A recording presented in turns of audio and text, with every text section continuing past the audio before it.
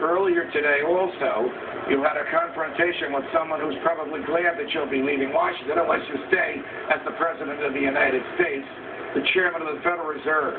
Did he actually say under oath that gold is not money? Did he actually make that public statement and expect people to believe it?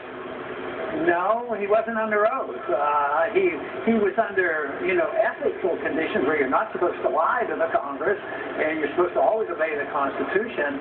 But evidently, that part of the Constitution is going to be ignored as well, because best I can tell, gold and silver still is legal tender. And I also understand that the Federal Reserve knows these pieces of paper have never been technically and under the Constitution be made, legal tender. But no, he told me flat out, I said, is gold money? And he said no. And I asked him why central banks hold it.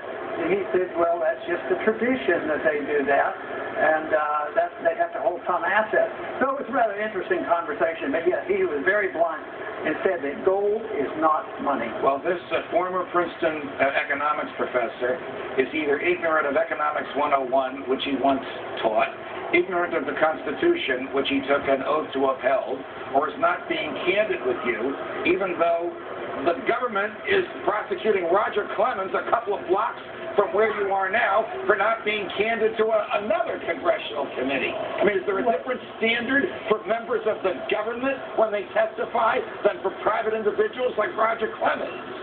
Well, what about the private individual that used gold and silver coins, and he did it out in the open, and they called him a counterfeiter and a terrorist suspect, and put him in prison? Well, he get 28 months or something, and all he was doing was his best interpretation of the Constitution. Let me tell you, he was a lot closer to the Constitution than our Federal Reserve Board chairman is. Congressman Paul, keep up the good fight, and thanks for joining us today.